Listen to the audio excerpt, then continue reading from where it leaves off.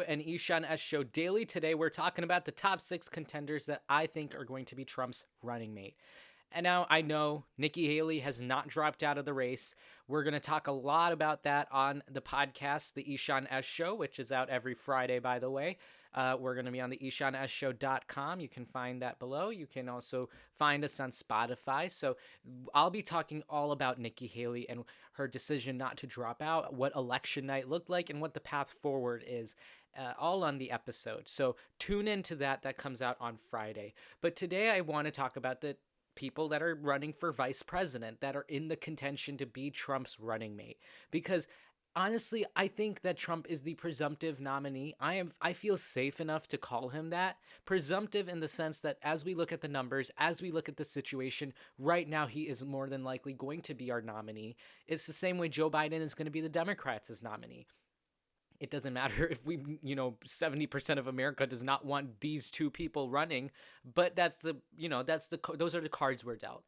And so the unique thing about VPs is that every 4 years, we actually get this exciting concept of the Veep stakes, the idea that we have all these people in the running who are trying to jockey for that, vice presidential position, second place on the ticket. And I think that in a race especially like this, where 3 of the 4 top candidates, Kamala Harris, Joe Biden, and Donald Trump, are the exact same, this isn't going to be a new person. This is going to be a new face that we're bringing in. And I think that's going to be a nice, welcomed addition. Not in the sense, I'm not saying anything about the person. I'm just saying that it will be nice to have just a new face as a political observer. I'll be happy to see like a different face that we're not used to seeing on a political stage like this. So today we're talking about those top 6 contenders to be Trump's running mate. You already saw who they were, but we're going to go more in depth because in this, I am actually going to be using specific parameters to talk about who I think is a good candidate, who I think can achieve a lot. And these 5 parameters are the Trump relationship, MAGA love, general election attributes, experience, media, and fundraising skills.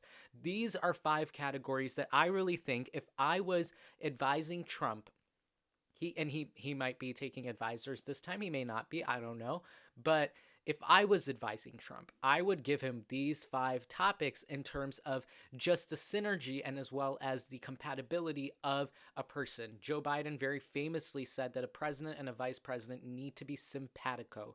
They need to be able to work well with each other, and they need to be able to function as one unit when it comes to governing. So I think these 5 parameters are good outlines for what we expect. Now, what is Trump looking for in a vice president? Trump is looking for somebody who can obviously, who he can work with, but also demographics wise, he is actually thinking about demographics. He thinks having a woman on the ticket will be helpful. He thinks having a person of color, specifically, just having a person of color on the ticket might be beneficial, might allow him to win some constituencies, because there are a lot that he lost in 2020 that I know that he really wants back, that he's trying so hard to get back. But again, Trump being Trump, he cannot win them. But if he has a good VP candidate, maybe that might turn some voters back into his column. But we're going to talk about each of those categories, and we won't spend too much time on them because I know want to find out what I think of each candidate. But so I'm going to talk about the Trump relationship first. So the Trump relationship is incredibly important. This bond between Trump and the VP candidate is going to be so important. And it demonstrates it's based off of loyalty. It's whether or not Trump sees you as somebody he can rely on, somebody he can trust.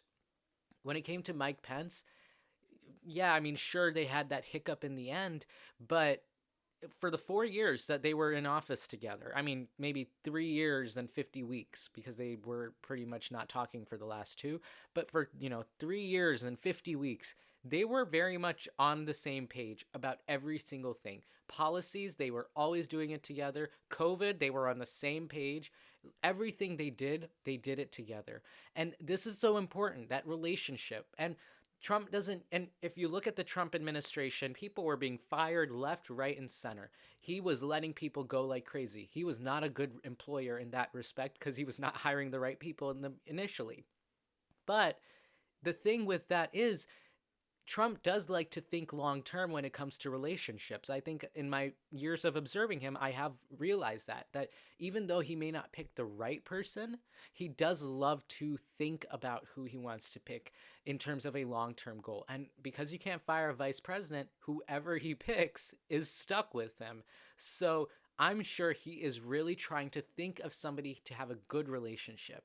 Now, in the event he does not pick somebody that he maintains that type of relationship with, I think it'll be because he knows he needs them. If he doesn't get along with somebody, it's because he knows that that person brings something in. Trump can turn on a person very quickly, but he can also reel somebody back into the club just as quickly if he needs to. And I think that is the distinction that he holds in politics. As there are a lot of politicians that hold grudges.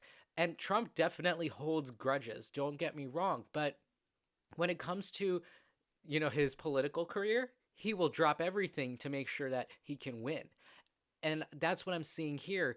I think if he does pick somebody he doesn't get along with, maybe it's because he knows he needs them. It's because he knows they bring something that he cannot get and that outweighs the need to have somebody he likes.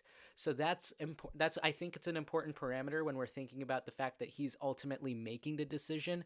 A Trump relationship matters a lot. Next is MAGA Love. So MAGA is the brand, and MAGA is so important to the Donald. He built this, and the MAGA base is its own entity. It's its own being in its own right in politics. And the way it's risen in these past 8 years, I have been, I've never seen anything like it. Now, that's why I say that love from this base is so important, because if MAGA is mad, there is no point to that candidate. Because ultimately, if Trump is thinking in two lanes, one about the general election that's more immediate, but also in terms of a successor and a legacy, there's two schools of thought with this. The thing about the general election thing is you need to turn out your team. If your team doesn't get excited to come out and vote for you, then that shows weakness, and that shows holes in your building. It shows weaknesses in your candidacy. And a vice presidential candidate may not hurt somebody in the sense that they may not, they may cause something to lose states or something, but it could definitely be somebody who is a turnoff for voters who may not feel compelled to come out and vote for them. So MAGA is important. Now, party unity is not something that I think is a priority for Trump. Unlike 8 years ago when he picked Mike Pence was actually a party unity candidate because he represented more of the old guard Republican Party evangelicals. But this time Trump has such a hold over the party that I just think a MAGA happy candidate is just more important, because most of the party, as we saw from exit polls even last night from the New Hampshire primary, showed that most Republican voters are content with him. They don't mind just voting for Trump. Now, a VP candidate could change that, but I think it matters more with the MAGA side of things, that if he doesn't pick a MAGA happy candidate, MAGA voters may not come out and just may not participate in the election. But I don't think that's a big deal. I think if Trump says, come on out and vote for me, they will drop everything to come vote for him. And you might be a MAGA voter watching this video, and you might be agreeing with me right now. It just matters about that relationship between Trump and the base and the VP and Trump. This is a triangle that I think is going to play an important dynamic. But honestly, I think MAGA will get on board with whatever Trump says he wants. And as we know, Trump does think in a certain way. So it could very well just be that they, get on board. But then next, I think this is arguably the most important attribute. This is general election attributes. This is qualities that allow a candidate to, succeed in a general election. Even though Trump is winning big in the GOP primary, and we're looking at the results coming in, we see the numbers. They are not small margins. They are big. But the data that we get, exit polls are showing, New Hampshire and Iowa both showed it, that he is struggling with independent voters and moderates. And Trump is not going to have this transformation at all in the next few years that's going to alter that. I think they're still going to be the people that don't want him now are not going to suddenly love him in 10 months because he becomes a moderate, because that's not happening.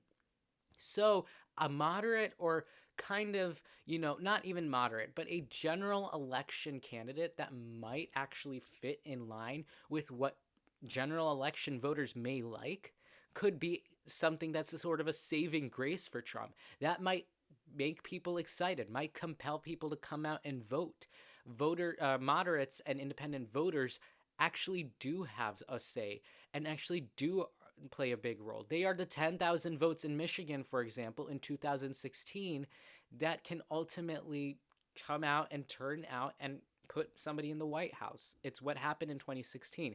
Hillary Clinton struggled with party unity, and she took independent voters for granted, and that resulted in her losing a few states that she did not initially intend on losing.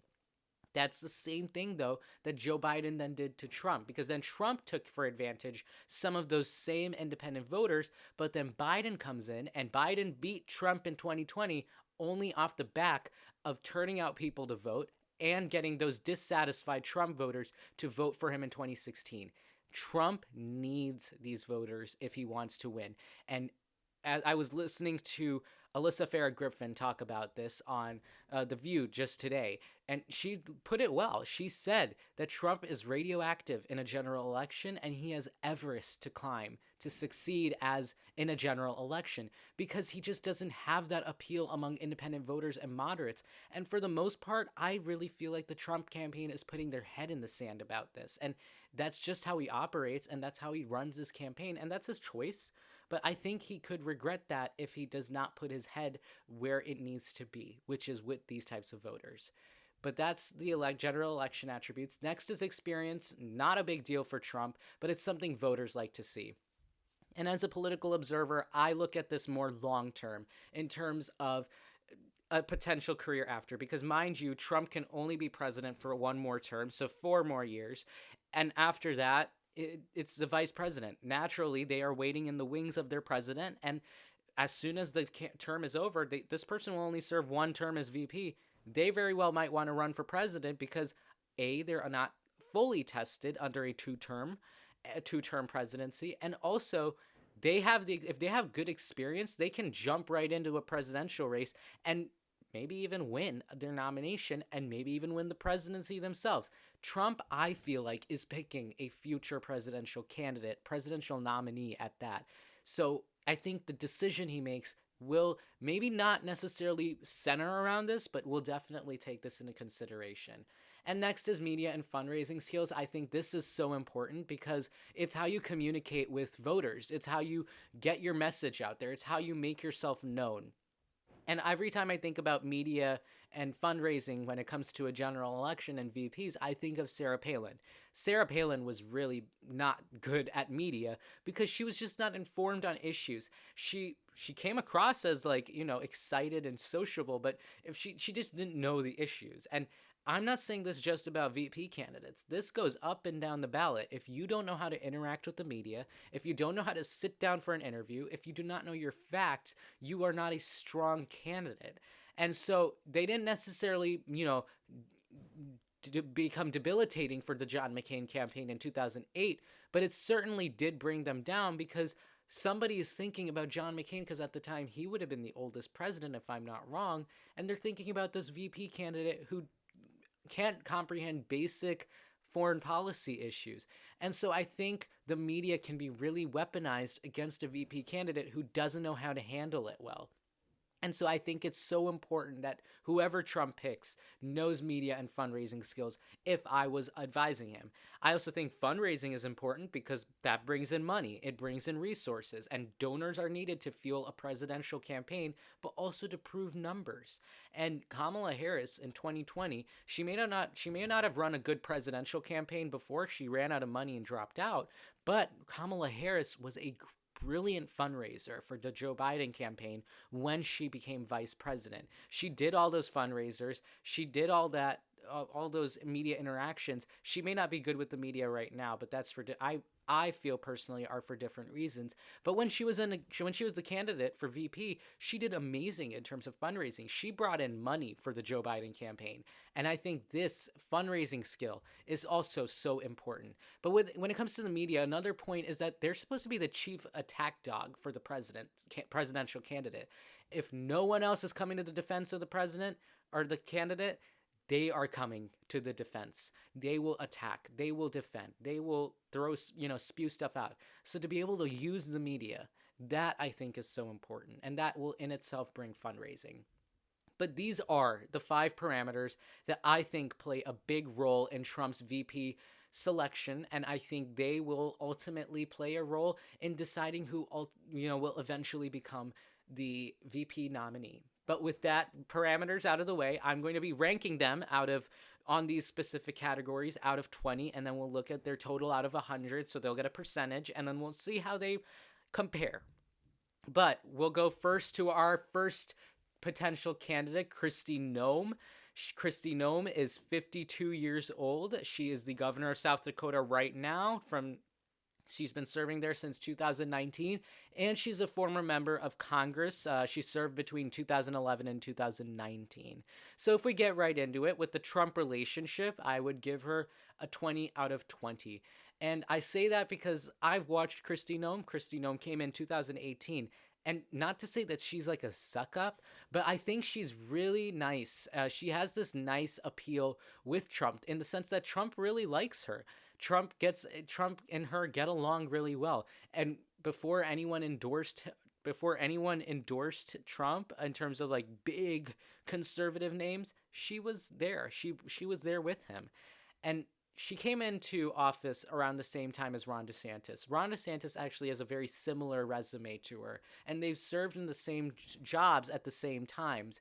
But the thing with Ron DeSantis and Kristi Noem is after becoming governors, they had decisions to make. First, was it going to be that they run for president or not? Where Ron DeSantis and Kristi Noem, they diverged on this. Ron DeSantis decided to run for president, and he hurt his relationship with Donald Trump. And it's why Donald Trump very openly said that he's not going to be the vice president. But Kristi Noem, on the other hand, decided to stick with Trump. And I say that is actually it was a smart move, because at the time, she was basically saying, okay, fine, I'm going to delay my political career by 4 years, but it's a gamble that I'm ready to make. Because, it's easy for us to look back and say this now, that it was not smart, that it was such a smart idea not to do it, but anyone could have seen it, the writing on the wall. But back then, when we were talking about her as a presidential candidate and others, it was a tough decision because numbers showed Trump was weak. So it could have played off really well if she would have run. But ultimately, I think she would have really hurt her political career. So she showed some political acumen here. But I think also with the Trump relationship, they get along really well, and they're good friends. And next on experience, I know she's a governor and a former member of Congress. The reason I give her a 15 out of 20 is because she doesn't have foreign policy expertise. And I think foreign policy expertise she can totally gain from being a vice president when it comes to a presidential campaign.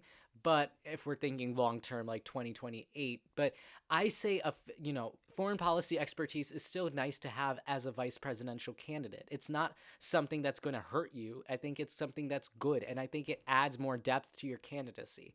But that's not much that I want to focus on. The next thing I want to focus on is MAGA, and I give her a 19 out of 20 there only because she's not completely well known by the MAGA base. She's trying to push her name out there, like in the 2022 midterms, I think starting in September of 2022, she's created a PAC and she started sending out national ads through that campaign where she was marketing herself. So more people do know her than previously, but it's not like she is well known completely. And MAGA may not necessarily be as excited by her because she obviously is a governor and she's a former member of Congress. And when Trump's whole thing is about taking up the insiders and trying to drain the swamp and blah, blah, blah, somebody who is more of a career politician than any other career doesn't present necessarily that type of credential of being pro-MAGA in that sense. But I digress. She still has a good relationship with MAGA. They still love her. Next, I go to general election attributes. Here I give her a 12 out of 20 because I think she just doesn't function well when it comes to being a general election candidate, not for any particular reason other than the fact that her entire career has been spent being a bastion for the right wing and embracing the right wing in a sense that she sometimes has gone further than Donald Trump did when he was president. She is very much engaged in that culture war, and it's talking about things like LGBTQ issues. It's things about public health. She really went in on the right wing side of things, and that may be a turnoff for a moderate or independent voter who may not necessarily get excited about somebody who is just basically running as a mini Trump. So I think it really doesn't serve her well in a general election. Like, it wouldn't be doing a favor to herself or Donald Trump if she somehow is more if she could be measured as being more to the right than Donald Trump is, because Donald Trump in his own right is in that direction. Next, media and fundraising, I say she gets a 17 out of 20. Again, not because of any particular reason other than it's just that she hasn't done enough. I think she's done a lot, but it's just not enough. And she's on Fox News a lot. She is on media a lot, but I just think she can do a better job of marketing herself. And naturally, if and when she gets selected as the VP nominee for Trump, I think she will get the coaching and she should be able to handle it just fine. I don't think it's going to be a Sarah Palin thing. She's definitely way more competent in terms of this stuff than Sarah Palin was, but she could definitely use some more training and instruction. But if you take all of that, her total is 81 out of 100. So I give her an 81% as a VP candidate. Next, we have Senator Tim Scott of South Carolina. So Senator Scott is 58 years old. He is the U.S. Senator from South Carolina since 2013. Funnily enough, Nikki Haley, who's running against Donald Trump, picked him to be in the seat right now that he serves in, and he decided to endorse Donald Trump. I just thought that was interesting. More on that on this week's episode of the Ishaan S Show. But he's also a former member of Congress from 2011 to 2013, and before that, he served in the South Carolina legislature. So in terms of the Trump relationship, I would give Tim Scott a 16 out of 20. I give him a 16 out of 20 because he ran against Donald Trump in the primary, and obviously he was not making any pointed attacks on Trump. He wasn't going and ravaging and badgering him, unlike the way maybe Nikki Haley and Ron DeSantis did. But the thing about Tim Scott is that the fact that he even ran against Donald Trump, I think, just deducts points, and I think it could come back to hurt because it may not even, because it wasn't that he was completely clean, because he did make some jabs at Trump in the sense, unlike on a debate stage, he caved in a little bit to the pressure and sometimes did from time to time say something that a Joe Biden campaign, for example, can put in an attack ad. So 16 out of 20 there. 14 out of 20 for experience, because basically Tim Scott has only ever been a legislator, and this is maybe my own personal bias, I just think that being a legislator exclusively is never, I think, a great thing. Where I think he could tout this as useful is if he wants to somehow say that he can help Trump in the Senate and in the House. But that doesn't really make sense to me, honestly, because Trump already has been president and he knows basically everyone there in DC on Capitol Hill. So I don't think it plays that big of a role. But 14 out of 20 for that. And he also doesn't have that type of foreign policy expertise. He doesn't have executive experience. So I wouldn't give him a full-blown endorsement. But then again, Joe Biden was also just exclusively a legislator before becoming vice president. Next comes the MAGA base. I give him a 16 out of 20 with MAGA just because of the same reason that he decided to run against Trump. I think that comes to backfire at some point in that campaign. It would backfire. And I just don't, and I also think MAGA may not be particularly excited by Tim Scott because Tim Scott, it doesn't bring in that sort of, oh my God, so exciting. One note though about that Trump relationship, when I said that Kristi Noem is not a suck up, I would say that Tim Scott is kind of a suck up when it comes to Donald Trump. If you watch the New Hampshire victory speech just last night, where Donald Trump and him were on the same stage, it showed. It showed that he was trying to suck up to Trump. And there again, more on the Ishaan S show this Friday. I love throwing in the plug in for the show, but that relationship just feels so one-sided. So I would give him a 16 out of 20 in both fields. For general election attributes, I would give Tim Scott a 15 out of 20 because I think in a general election, Tim Scott checks some demographic markers that perhaps Trump actually doesn't. And I think this comes to his advantage. I think that being a black man and being a black senator from the South and a Republican on that gives this interesting dynamic in terms of just demographics that a Republican voter is not used to seeing on a presidential ticket for their side.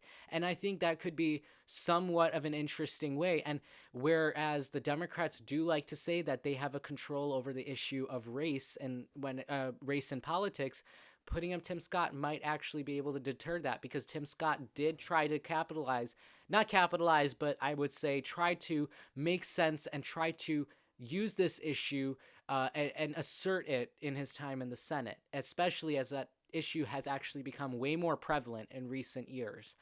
When it comes to media and fundraising, I think Tim Scott gets a 15 out of 20. I give him a 15 out of 20 because he's a good fundraiser. He gets money. And I remember before he announced his presidential campaign, people were talking about how he's a prolific fundraiser. He knows how to get the money. But I give him a 15 because he's terrible with the media. Like, I watched his presidential campaign. I watched him before his presidential campaign. He is not a good person with the media. And sometimes it's because he doesn't come across as assertive. I watched him in the debate stages where he was not actually necessarily super strong. I think he struggles with the media just a little bit. And I sometimes if I was a Tim Scott advisor, I would always wish that my candidate would be a little more assertive and would be a little more media friendly. And he's not good with the media, just in terms of the way he does an interview. If I watch him speak about something, I don't like it. I just don't get excited by it. So I would give him a 15 out of 20 there. So if we total it up for Tim Scott, he gets a 74% in terms of his ratings as a VP candidate. Next is Representative Byron Donalds from Florida. He is 45 years old. He is a congressman for Florida's 19th since 2021 and a former member of the Florida legislature from 2016 to 2020. So in terms of the Trump relationship, he did not run against Donald Trump, but he also has not been on those rally stages with Donald Trump super tight and hugging him. I give him a 17 out of 20 because he definitely gets a lot of praise and he's been getting a lot of clout because he is one of the leading black Republicans in Congress. And I think in terms of that demographic checker, Trump actually likes that. And Trump gets excited by that because it, again, challenging Joe Biden, saying that I too can do this. But I don't think it's just that. I think Byron Donalds and Donald Trump have a nice relationship. It may not be as close because Byron Donalds' entire tenure in the House has been under President Biden. So he's never had that chance to actually build and foster a relationship with Donald Trump. I think, though, Trump did come out and praise Byron Donalds a lot when he was being nominated repeatedly as Speaker last year in January when Kevin McCarthy was having his own little personal struggles. But 17 out of 20 because it's not crazy, but it's not far enough either. 12 out of 20 I would give in terms of experience because, again, this guy's just exclusively a legislator and he's only 45 years old. And I say only, but that is still pretty young in politics. So I would give him a 12 out of 20 there. In terms of the MAGA base, MAGA does really like Byron Donalds. I say that because of when he ran for, not when he ran for Speaker, but when he got nominated for Speaker. Like all those, out of the 15 rounds of voting that we had, I think 8 or 9, he was nominated as a candidate. And MAGA instantly loved him through all of that. And people got to know his name. People started to recognize who he was. They were like, oh yeah, okay, this guy, okay, new name. And they liked him. And he really made the most of it. And he won again in 2022. He won he won by a nice margin because people recognized him. So I say MAGA would like him pretty much. There's a constitutional question about whether or not Byron Donalds and Donald Trump, being from Florida, can actually run together, but that's something I'm sure can be adjudicated, but I don't think he would completely eliminate all Floridians from the running just because of that. Next, in terms of general election appeal, I did mention the fact that he does check demographic tickets similar to Tim Scott, but in terms of ideology, I think Byron Donalds struggles a little because Byron Donalds is definitely more vocal about his views, and he's further down to the right than most members of the House Republicans even. He is definitely further down in that direction, and I think that's not going to help in a general election where you're trying to win moderates, where Trump is struggling. I think the idea is that Trump doesn't need another person just like him in terms of ideology because it doesn't bring much in. It just brings in more of the same. And where I think he should focus on where he's lacking. And I think Byron Donalds with his views might actually be a turnoff for some voters. He might not be the most exciting, and I don't think he might turn out moderate and independent voters in that same way. But in terms of media and fundraising, I think fundraising, he's a good fundraiser. Media-wise, I wouldn't say he's bad at the media like Tim Scott is. I just don't think that he's put himself out enough. He definitely does market a lot. He definitely does come out like crazy on Fox News a lot, but I just don't think it's enough. And I also, one more note about the Trump relationship thing. I forgot to mention this, but he actually did endorse Donald Trump over his own governor, Ron DeSantis. He endorsed Trump, I think, in April of last year. So that's another thing about the relationship. But back to media and fundraising. In terms of the media, I don't think he's put himself out enough. And again, he's a member of the House, so the fundraising that they do is not actually a whole lot of money.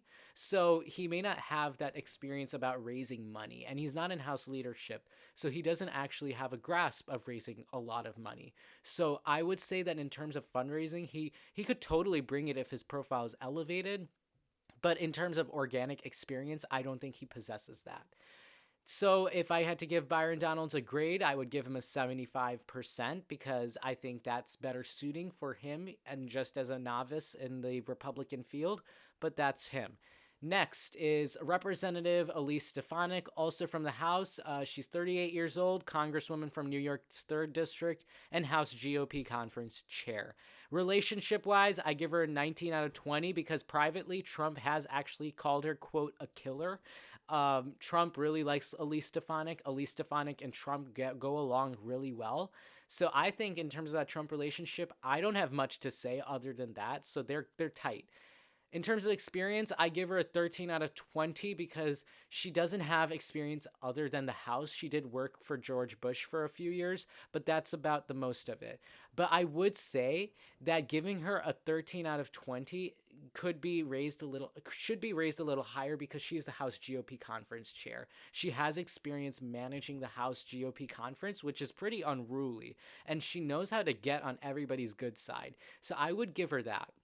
In terms of MAGA, she definitely wins the hearts of a lot of MAGA voters when she uses rhetoric like the J6 hostages, when she, the election denialism stuff. She is trying to cater a lot to the MAGA stuff. And also when Trump won, even before Trump won New Hampshire last night, for example, Elise Stefanik raced to get a statement out and say congratulating Donald Trump even before he was declared the winner.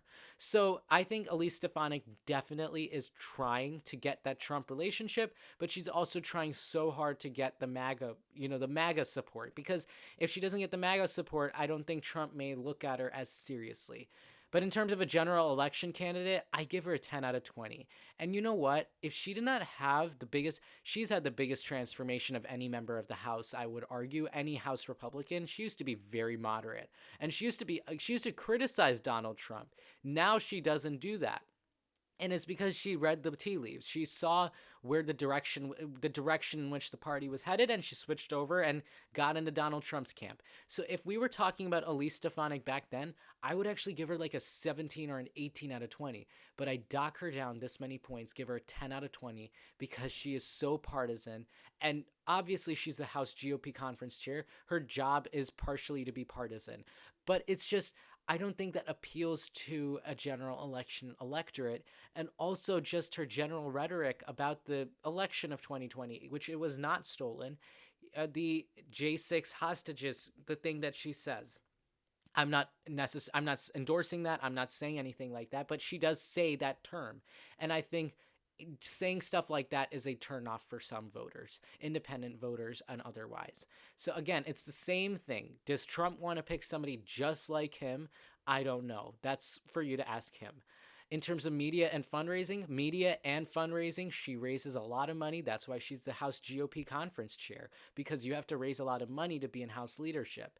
And media-wise, she hits the airwaves a lot, and she spends her time on the airwaves defending Donald Trump. She's perfectly competent when it comes to handling the media because she knows how to use it the right way. So in total, I give Elise Stefanik a 78% for her chances. Not her chances, but her overall qualities of being a vice president. Next, Nikki Haley. And I know this is controversial. I know people are going to come out and they're going to say, oh my God, what are you saying? This is crazy. But hear me out. 52 years old, U.S. Ambassador to the United Nations under Trump 2017 to 18, Governor of South Carolina from 2017 to 2011 to 17. I would say that Nikki Haley definitely is not a strong or likely candidate to be vice president. And I say that truly, but I think if you ask me, I think she is running for vice president. I think she really is doing that. She is playing political calculus and she's smart. She knows how to do it and she knows how to do it right. So if you ask me, I would wonder if Nikki Haley is running for vice president. She has definitely said that it's off the table. She said, I don't run for second. But I wonder really, because in terms of the Trump relationship, obviously I give her a 9 out of 20. And I give her the 9 points that she does have because she and Trump work together. They both know each other well. And like Trump, he denies it now and he says average at best. But Trump really came out and praised her a lot. And Nikki Haley, you remember how I said that Trump fired people left, right, and center from his administration? Nikki Haley resigned on her own terms. She was not kicked out. She was not pressured out. She made an independent decision that she no longer wanted to be UN ambassador and went out the door. That shows for something, that they got along at least when they worked together. Now, though, yeah, obviously there's a lot of animosity. But like I said, Trump will literally bring somebody back into graces if it means that it gives him support. And I think Nikki Haley knows that. Nikki Haley knows how to get under his skin, but Nikki Haley also knows how to get in his graces. And I think the getting in graces part didn't work. So I think now she wants to try to just attack him until she does, until he remembers that relationship that they had when thinking about this. In terms of experience, I'd actually give her a 19 out of 20. She's been a legislator. She was a South Carolina representative alongside Tim Scott, actually. She was ambassador to the UN, foreign policy experience, and governor of South Carolina, and she's run a presidential campaign. So she knows a lot. She has the experience that I would want to see in a president. And privately, a lot of Republicans, they do feel that she would make a better president than most people. In fact, some even think that she would be a better president than Donald Trump would be. So it's not crazy to contemplate that her experience would be an asset for her. Now, in terms of the MAGA base, I think MAGA might not like Nikki Haley even more than Donald Trump doesn't like Nikki Haley right now. But again, MAGA runs to the beat of Donald Trump's drum. So if Trump suddenly likes Nikki Haley because she helps him be VP, then they will turn around and they will support her. But right now, they dislike her even more than Trump does. In terms of the general election electorate, the reason I say Trump would pick her is because of this. Nikki Haley, we were talking about the exit polls, and Donald Trump is struggling with independent voters. Donald Trump is struggling with moderate voters.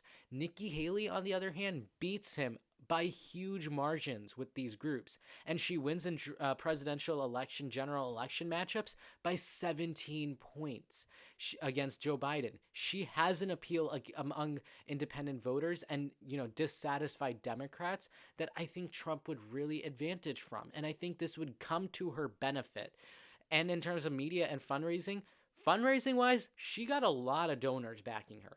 And that's the impressive part. And she spends money very frugally, but that's what allows her to use the money to then make more money by spending and getting donors. And media wise, she hits the airwaves and the media generally likes her. I mean, I have never seen MSNBC anchors come to a mainstream Republican candidate's defense the way I see them come out to Nikki Haley's defense. And I think that shows that she has a command over the general, a lot of the media. Even on Fox News, we watch Fox and Friends, and they treat her so amicably, whereas another Republican candidate doing this would not fare this well. Obviously, the points that she does get, a lot of those come from her position as a strong general election, moderate and independent friendly candidate, but she is radioactive in the Republican Party and radioactive among the MAGA base. So she would need to reconcile a lot. So in terms of quality VP candidate, I give her a 72%.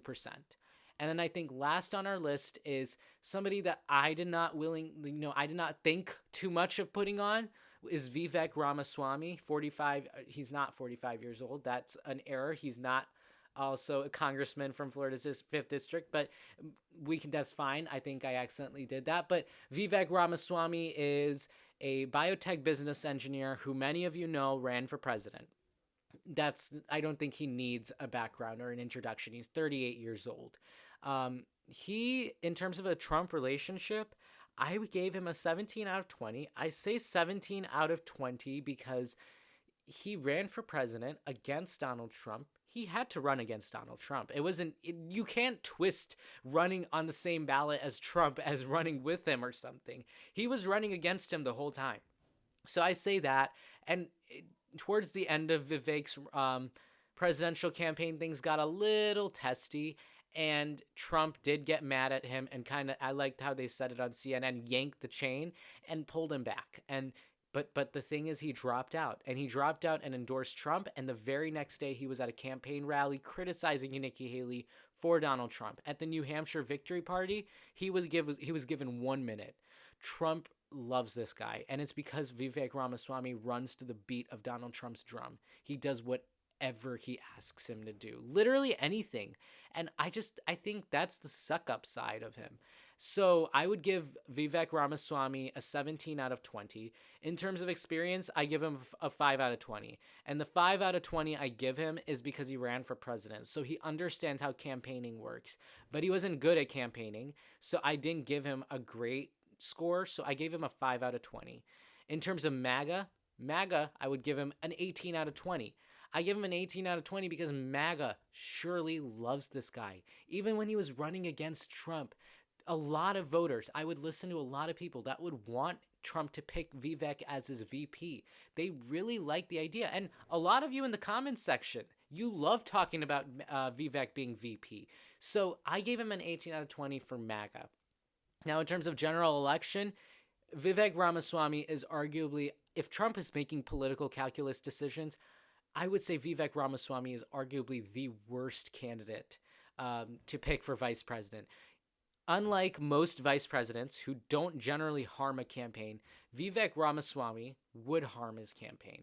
And not just because he turns off independent voters, not because he turns off a lot of, moderate voters, but I think he would turn off just some Republican voters that didn't like him. And I say that because Vivek Ramaswamy has some views that go a little archaic. They're on the archaic side of things. And I think he's to the right of Donald Trump. Let's get that clear. He is to the right of Donald Trump, which is a clear distinction in itself. So I think the more he gives points to MAGA, the more he takes away from general election attributes.